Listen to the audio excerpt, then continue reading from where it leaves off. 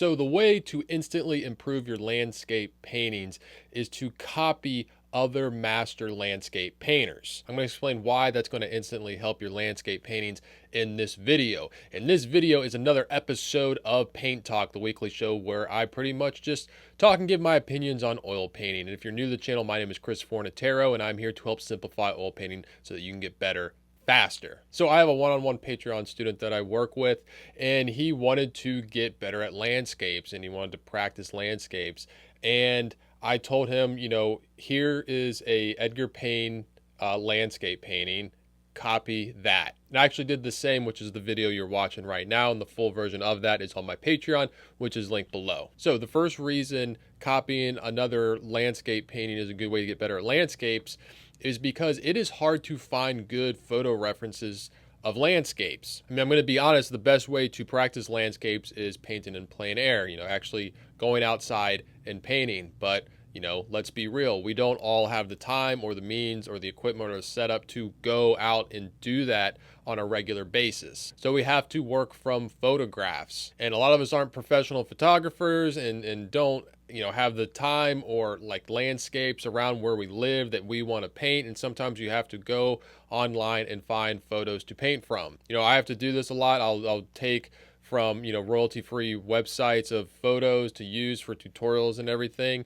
And it takes me a long time to find a good photo. And a lot of times I have to, adjust a thing or two in the photo. The thing is, a lot of the photos out there are going to have filters on them. They're going to be tweaked and adjust. This is just what photographers do to make a good photo. But I always say, same thing goes for portraits too. Just because it makes a great photo doesn't mean it's going to make a great painting. And there's a lot of things that are lost in photos with landscapes. Like one, just the exposure. It's hard to expose for the sky and the ground and trees and everything. You're just going to lose information. You're just not going to get as much information, say, like in the shadows in a landscape. Also, things are going to kind of mess with you a little bit. I always talk about the planes of a landscape and how you can break a landscape down into certain value planes. Like the lightest value is going to be your sky, followed by your ground plane, and then these slanted planes like mountains or hills are going to be a little darker, and your darkest things are going to be upright objects like people, houses, structures, trees, things like that. And with photos, it's very difficult to identify those. Another thing is just composition. There was some old famous painter, I forget who said it, that said like, God didn't create perfect compositions out in nature for lousy painters. And this is true. Like, you need to be willing to change things. You have to be willing to move things to create a good composition.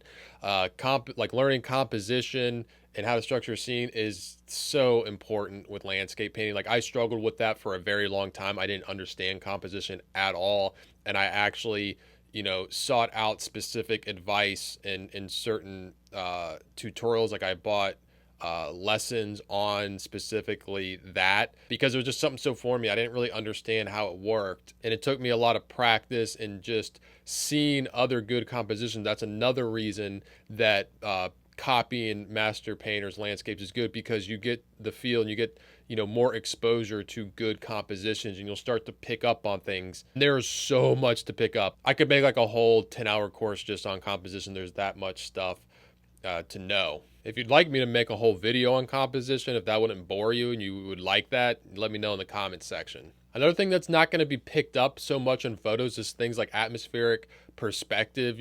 As things get further away from you, certain colors are going to drop out. First it's yellows, then reds, and then blues.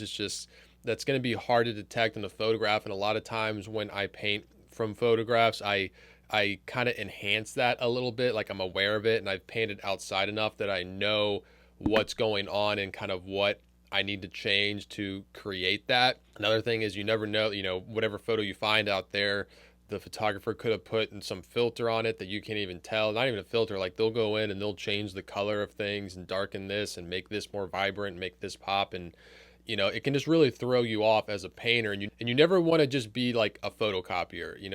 You're a painter and you're not there to just copy a photo exactly. You need to be making decisions and know what's going on. Now, probably one of the best things that you get from copying someone else's painting is you learn to simplify things. When you paint a landscape from a photo, you can see every single leaf, every blade of grass, and it's very difficult to learn how to simplify painting a scene. It's very difficult. I get asked that a lot, and it comes from practice. It comes from seeing the big shapes, not getting into detail too quick, not holding your photo reference right up against your face, and, walking in the steps of another artist or painting in their brushstrokes, I guess would be the better analogy. You're going to kind of get muscle memory and kind of see what it's like to simplify a scene, to paint a mountain without having to paint every single crack, to paint like a whole row of trees on a rock side with just, a few strokes, and not going in there and trying to paint every single tree. I always thought that was like the most impressive thing about this style of painting when it came to landscapes is it's like, all right, like I see the same thing that the painter sees. Like I can see the scene and I see everything going on, and I don't understand how that they got to something that simple. Like, like if you're just trying to replicate a scene exactly, it's like, what it should look like at the end. It should look like the photo or the scene that you're looking at, which doesn't excite me as much as like this other result that is specific to that artist and is something that you just can't get any other way. When I first started plein air painting and going outside and just painting from life, like it was very overwhelming. Like I didn't know where to crop my scene. I didn't know where to start. This is moving, this shadow is moving. What should I do? The more I realized that my job is to be able to look at that, simplify it, extract what is important, what makes that scene work, and present that, the easier things got and the less overwhelmed I was. Now, when you do a master copy, I recommend focusing on one aspect of the painting to kind of learn and study from. Like this one, I was really trying to focus on colors and values mainly, and just the good sense of depth, the way the colors are more saturated in the foreground. These mountains are sitting in the background, and I was kind of focused on that. Like I wasn't trying to match each brush stroke. I was painting in the way that I like to paint, but just using his composition, his colors, his values, his simplification of objects. And when I was done, I learned a lot. Like a master copy never goes by where I don't learn something.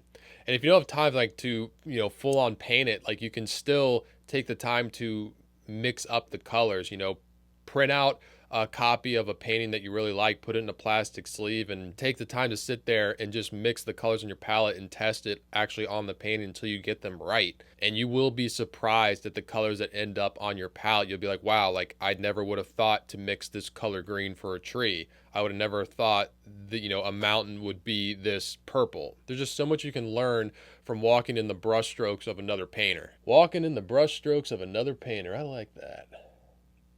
I sometimes liken it to, like muscle memory. A lot of times when you're training to get faster, you'll have to run down a hill so you can get your muscles to sense and know what it feels like to actually run faster. Now, just like running downhill, you have to be willing to fall. And when you do these master copies, don't be going into it thinking you're going to always come out with some great, master painting. Like the key is to learn here, and you have to be willing to fail, and you have to be willing to mess up. But if you take the time to go through the process and do this, I promise you will learn something and you will improve your landscapes. All right, I hope you enjoyed this video. If you did, please hit that like button and subscribe to the channel. If you want to see the full version of this tutorial, it is on my Patreon page, which is listed in the link below. Also down there is my Foundations of Oil Painting course. It's a great course. It goes over everything that I feel is most important to know with oil painting. If you want to see what I'm painting on a daily basis, you can follow me on Instagram at Forza43. I'm Chris Fornatero here telling you to go get painting.